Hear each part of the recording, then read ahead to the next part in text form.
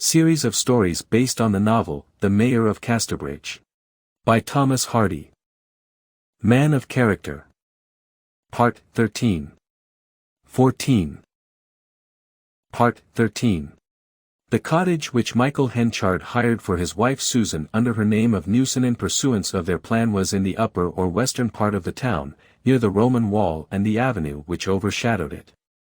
The evening sun seemed to shine more yellowly there than anywhere else this autumn, stretching its rays, as the hours grew later, under the lowest sycamore boughs, and steeping the ground floor of the dwelling, with its green shutters, in a substratum of radiance which the foliage screened from the upper parts. Beneath these sycamores on the town walls could be seen from the sitting-room the tumuli and earth forts of the distant uplands, making it altogether a pleasant spot, with the usual touch of melancholy that a past-marked prospect lends. As soon as the mother and daughter were comfortably installed, with a white-aproned servant and all complete, Henchard paid them a visit, and remained to tea. During the entertainment Elizabeth was carefully hoodwinked by the very general tone of the conversation that prevailed, a proceeding which seemed to afford some humour to Henchard, though his wife was not particularly happy in it.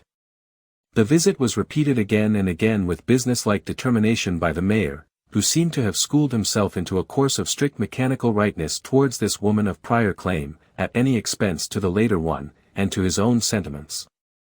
One afternoon the daughter was not indoors when Henchard came, and he said drily, "This a very good opportunity for me to ask you to name the happy day, Susan." The poor woman smiled faintly. She did not enjoy pleasantries on a situation into which she had entered solely for the sake of her girl's reputation. She liked them so little, indeed, that there was room for wonder why she had countenanced deception at all, and had not bravely let the girl know her history. But the flesh is weak, and the true explanation came in due course. "Oh, Michael," she said, "I am afraid all this is taking up your time and giving trouble when I did not expect any such thing." And she looked at him and at his dress as a man of affluence, and at the furniture he had provided for the room, ornate and lavish, to her eyes. "Not at all," said Henchard in rough benignity. "This is only a cottage, it costs me next to nothing. And as to taking up my time," here his red and black visage kindled with satisfaction, "I've a splendid fellow to superintend my business now, a man whose like I've never been able to lay hands on before. I shall soon be able to leave everything to him, and have more time to call my own than I've had for these last 20 years. Henchard's visits here grew so frequent and so regular that it became whispered, and then openly discussed in Casterbridge, that the masterful, coercive mayor of the town was captured and enervated by the genteel widow Mrs. Newson. His well-known haughty indifference to the society of womankind, his silent avoidance of converse with the sex, contributed a piquancy to what would otherwise have been an unromantic matter enough. That such a poor fragile woman should be his choice was inexplicable, except on the ground that the engagement was a family affair in which sentimental passion had no place, for it was known that they were related in some way. Mrs. Henchard was so pale that the boys called her the ghost.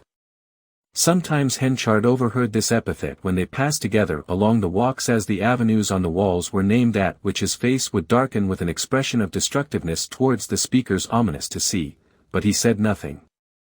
He pressed on the preparations for his union, or rather reunion, with this pale creature, in a dogged unflinching spirit which did credit to his conscientiousness.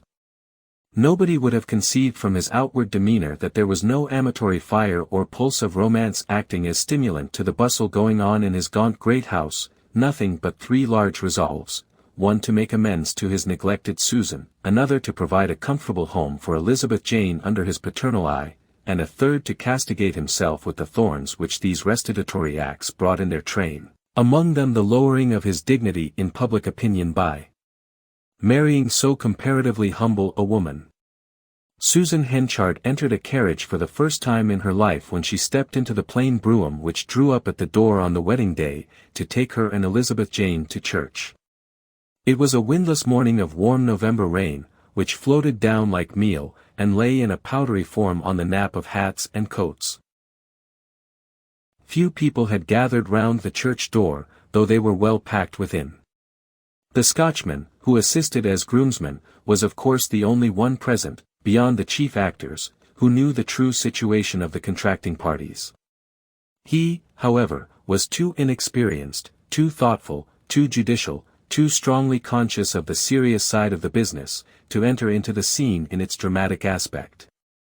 That required the special genius of Christopher Coney, Solomon Longways, Buzzford, and their fellows. But they knew nothing of the secret, though as the time for coming out of church drew on they gathered on the pavement adjoining, and expounded the subject according to their lights.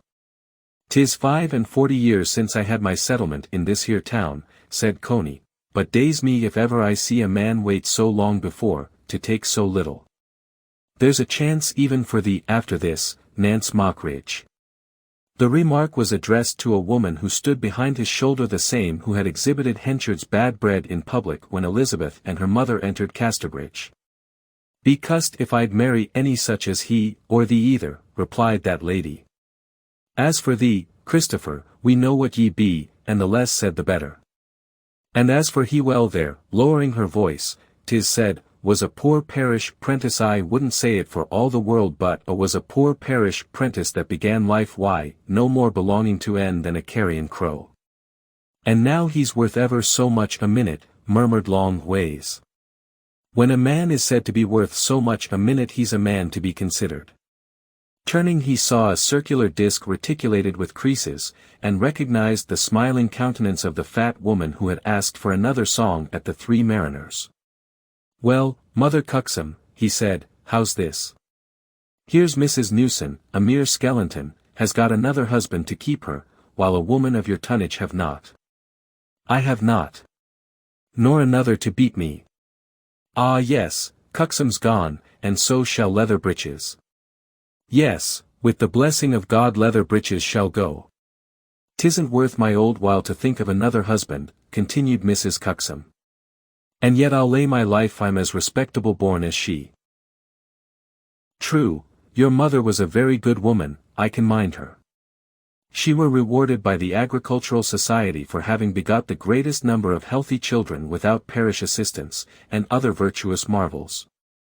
'Twas that kept us so low upon ground, that great hungry family.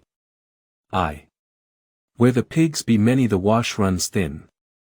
And dostn't mind how mother would sing, Christopher," continued Mrs. Cuxham, kindling at the retrospection, "and how we went with her to the party at Mellstock, d'ye mind, at old Dame Ledlow's, Farmer Shinar's aunt, d'ye mind? She we used to call Toadskin, because her face were so yaller and freckled, d'ye mind?" I do," said Christopher Coney. "And well do I, for I was getting up husband high at that time, one half girl, and t'other half woman, as one may say.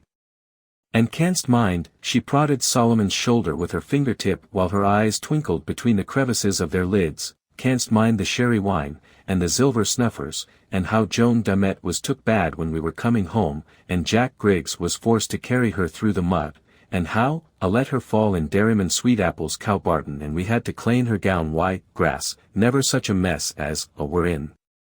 I that I do such doggery as there was in them ancient days, to be sure. Ah, the miles I used to walk then, and now I can hardly step over a furrow." Their reminiscences were cut short by the appearance of the reunited pair, Henchard looking round upon the idlers with that ambiguous gaze of his, which at one moment seemed to mean satisfaction, and at another fiery disdain. "Well, there's a difference between though he do call himself a teetotaler," said Nance Mockridge. "She'll wish her cake dough afore she's done of him. There's a bluebeardy look about and 'twill out in time. Stuff, he's well enough. Some folk want their luck buttered. If I had a choice as wide as the ocean sea, I wouldn't wish for a better man. A poor twanking woman like her 'tis a godsend for her, and hardly a pair of jumps or night rail to her name." The plain little brougham drove off in the mist, and the idlers dispersed. "Well, we hardly know how to look at things in these times," said Solomon. "There was a man dropped down dead yesterday not so very many miles from here, and what why, that, and this moist weather, 'tis scarce worth one's while to begin any work consequence today. I'm in such a low key with drinking nothing but small table 9 penny this last week or two that I shall call and warm up at the Marnas as I pass along. I don't know but that I may as well go with E. Solomon, said Christopher, I'm as clammy as a cockle snail. Part 14. A martinous summer of Mrs. Henchard's life set in with her entry into her husband's large house, and respectable social orbit, and it was as bright as such summers well can be. Lest she should pine for deeper affection than he could give, he made a point of showing some semblance of it in external action. Among other things he had the iron railings, that had smiled sadly in dull rust for the last 80 years, painted a bright green, and the heavy barred, small-paned, Georgian sash windows enlivened with 3 coats of white. He was as kind to her as a man, mayor, and churchwarden could possibly be. The house was large, the rooms lofty, and the landings wide, and the 2 unassuming women scarcely made a perceptible addition to its contents. To Elizabeth Jane, the time was a most triumphant one.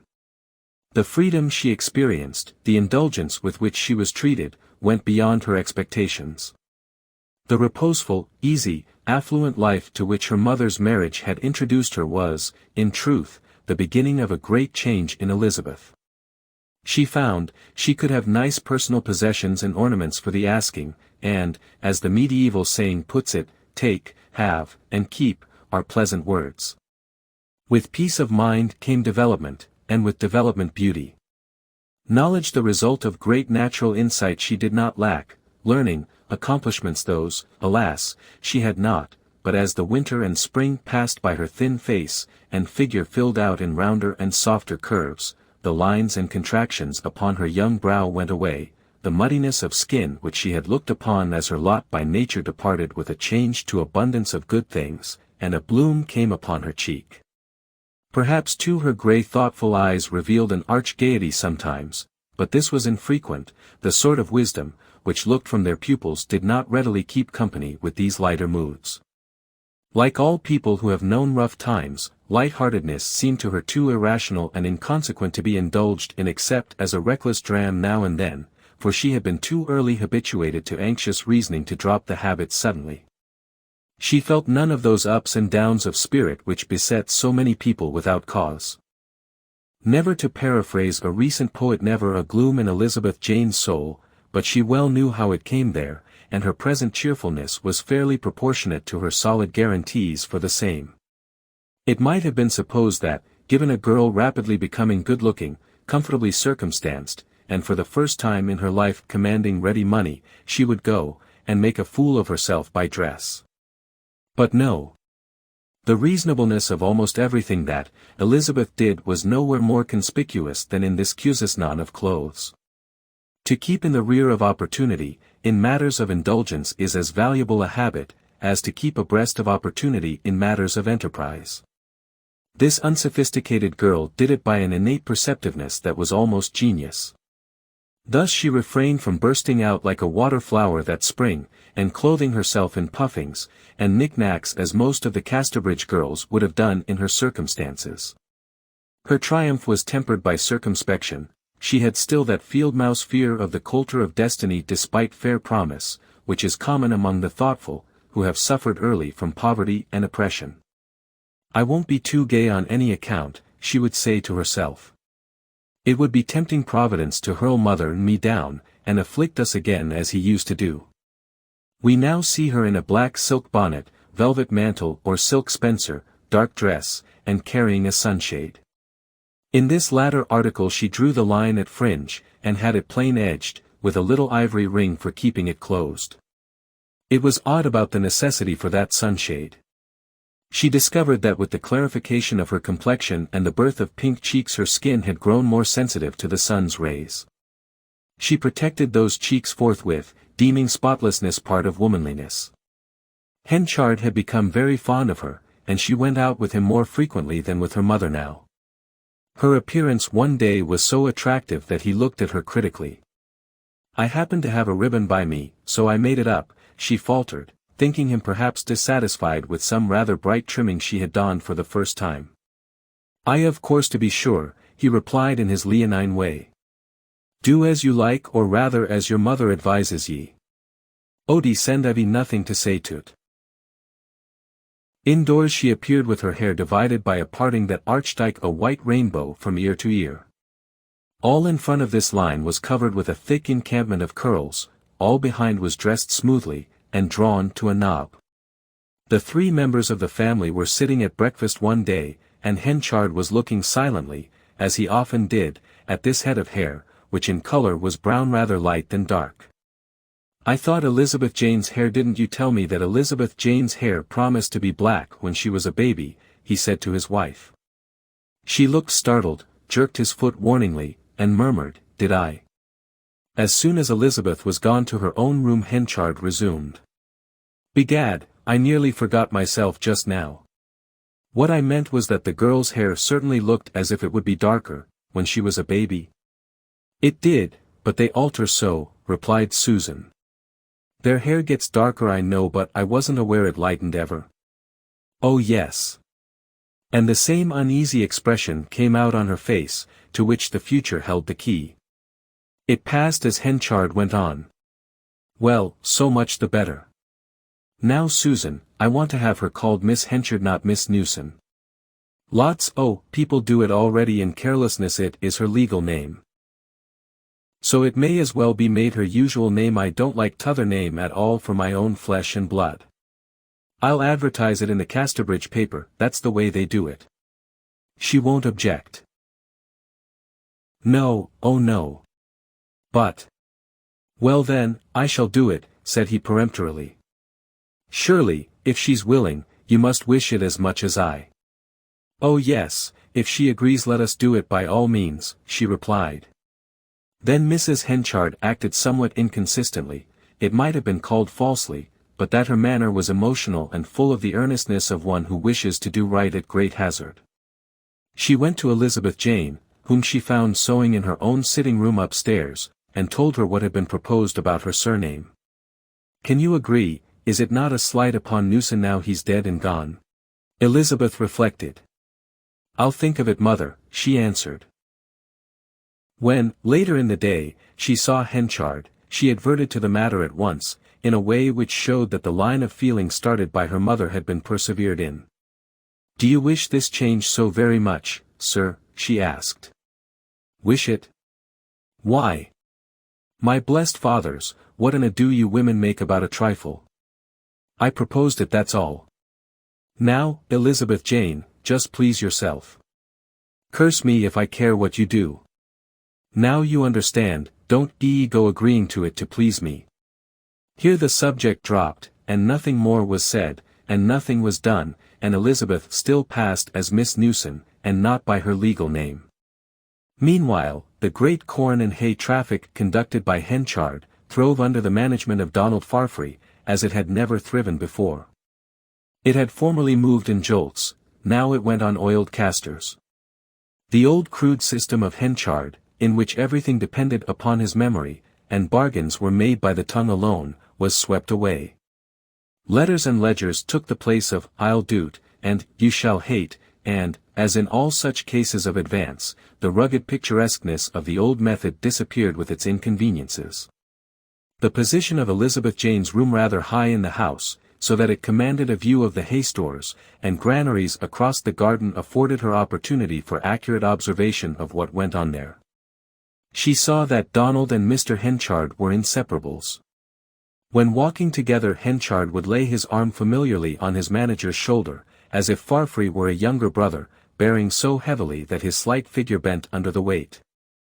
Occasionally she would hear a perfect cannonade of laughter from Henchard, arising from something Donald had said, the latter looking quite innocent and not laughing at all.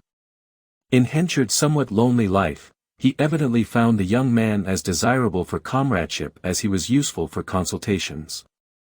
Donald's brightness of intellect maintained in the corn factor the admiration it had won at the first hour of their meeting. The poor opinion, and but ill-concealed, that he entertained of the slim Farfrae's physical girth, strength, and dash, was more than counterbalanced by the immense respect he had for his brains. Her quiet eye discerned that Henchard's tigerish affection for the younger man, his constant liking to have Farfrae near him, now and then resulted in a tendency to domineer, which however was checked in a moment when Donald exhibited marks of real offence. One day, Looking down on their figures from on high, she heard the latter remark, as they stood in the doorway, between the garden and yard, that their habit of walking and driving about together rather neutralized Farfree's value as a second pair of eyes, which should be used in places where the principal was not. Damn it," cried Henchard, "what's all the world? I like a fellow to talk to. Now come along and hae some supper, and don't take too much thought about things, or ye'll drive me crazy." When she walked with her mother, on the other hand, she often beheld the Scotchman looking at them with a curious interest. The fact that he had met her at the Three Mariners was insufficient to account for it, since on the occasions on which she had entered his room, he had never raised his eyes. Besides, it was at her mother more particularly than at herself that he looked, to Elizabeth Jane's half-unconscious, simple-minded, perhaps pardonable, disappointment. Thus she could not account for this interest by her own attractiveness, and she decided that it might be apparent only a way of turning his eyes that Mr. Farfree had. She did not divine the ample explanation of his manner, without personal vanity, that was afforded by the fact of Donald being the depositary of Henchard's confidence, in respect of his past treatment of the pale chastened mother who walked by her side. Her conjectures on that past never went further than faint ones based on things casually heard and seen, mere guesses that Henchard and her mother might have been lovers in their younger days, who had quarrelled and parted. Casterbridge, as has been hinted, was a place deposited in the block upon a cornfield. There was no suburb in the modern sense, or transitional intermixture of town and down. It stood, with regard to the wide fertile land adjoining, clean-cut and distinct, like a chess-board on a green tablecloth. The farmer's boy could sit under his barley mow and pitch a stone into the office window of the town clerk, reapers at work among the sheaves nodded to acquaintances standing on the pavement corner, the red-robed judge, when he condemned a sheep-stealer, pronounced sentence to the tune of Ba, that floated in at the window from the remainder of the flock browsing hard by, and at executions the waiting crowd stood in a meadow immediately before the drop, out of which the cows had been temporarily driven to give the spectators room. The corn grown on the upland side of the borough was garnered by farmers who lived in an eastern purlieu called Durnover. Here wheat ricks overhung the old Roman street, and thrust their eaves against the church tower, green thatched barns with doorways as high as the gates of Solomon's temple opened directly upon the main thoroughfare. Barns indeed were so numerous as to alternate with every half-dozen houses along the way. Here lived burgesses who daily walked the fallow, shepherds in an intramural squeeze. A street of farmers' homesteads, a street ruled by a mayor and corporation, yet echoing with the thump of the flail, the flutter of the winnowing fan, and the purr of the milk into the pails, a street which had nothing urban in it whatever. This was the Durnover end of Casterbridge. Henchard, as was natural, dealt largely with this nursery or bed of small farmers close at hand, and his wagons were often down that way. One day, when arrangements were in progress for getting home corn from one of the aforesaid farms, Elizabeth Jane received a note by hand, asking her to oblige the writer by coming at once to a granary on Durnover Hill. As this was the granary whose contents Henchard was removing, she thought the request had something to do with his business, and proceeded thither as soon as she had put on her bonnet. The granary was just within the farmyard, and stood on stone staddles, high enough for persons to walk under. The gates were open, but nobody was within. However, she entered and waited. Presently she saw a figure approaching the gate, that of Donald Farfree. He looked up at the church clock, and came in. By some unaccountable shyness, some wish not to meet him there alone, she quickly ascended the step-ladder leading to the granary door and entered it before he had seen her. Farfree advanced, imagining himself in solitude, and a few drops of rain beginning to fall, he moved and stood under the shelter where she had just been standing. Here he leant against one of the staddles, and gave himself up to patience.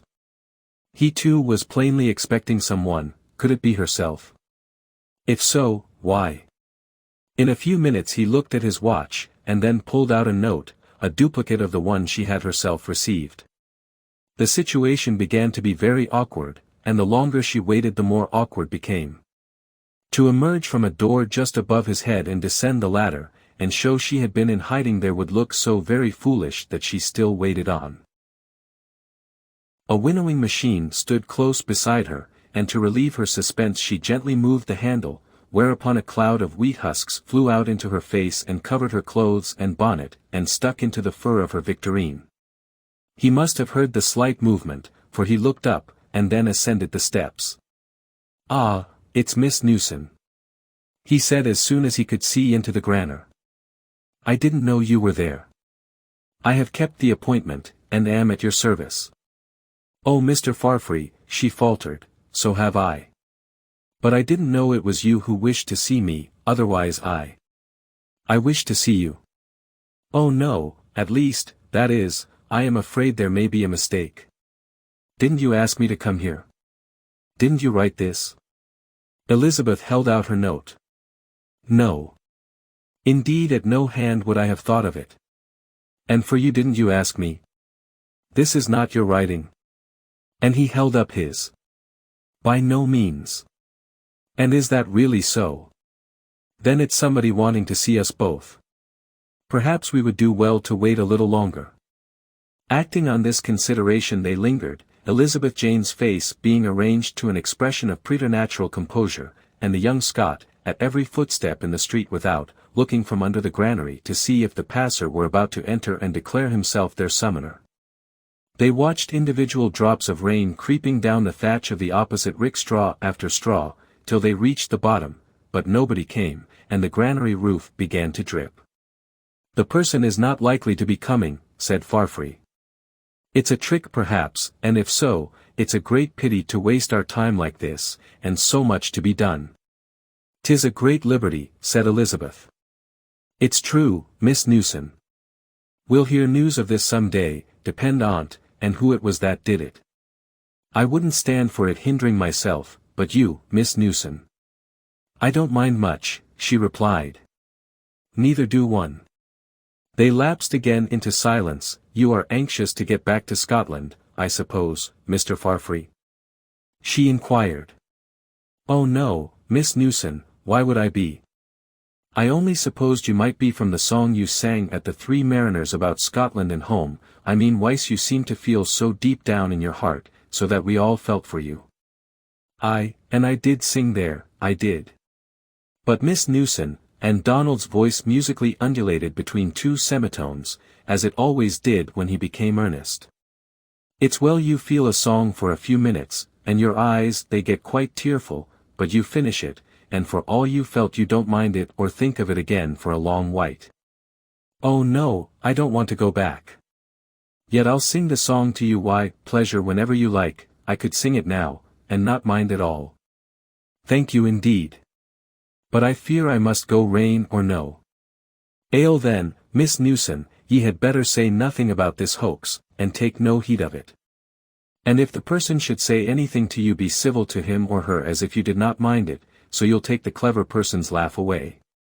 In speaking his eyes became fixed upon her dress, still sown with wheat husks. "There's husks and dust on you, perhaps you don't know it," he said in tones of extreme delicacy. "And it's very bad to let rain come upon clothes when there's chaff on them, it washes in and spoils them. Let me help you, blowing is the best." As Elizabeth neither assented nor dissented, Donald Farfree began blowing her back hair, and her side hair, and her neck, and the crown of her bonnet, and the fur of her victorine, Elizabeth saying, "Oh, thank you," at every puff. At last she was fairly clean, though Farfree, having got over his first concern at the situation, seemed in no manner of hurry to be gone. "Ah, now I'll go and get ye an umbrella," he said. She declined the offer, stepped out and was gone. Farfree walked slowly after, looking thoughtfully at her diminishing figure, and whistling in undertones, "As I came down through Canopy."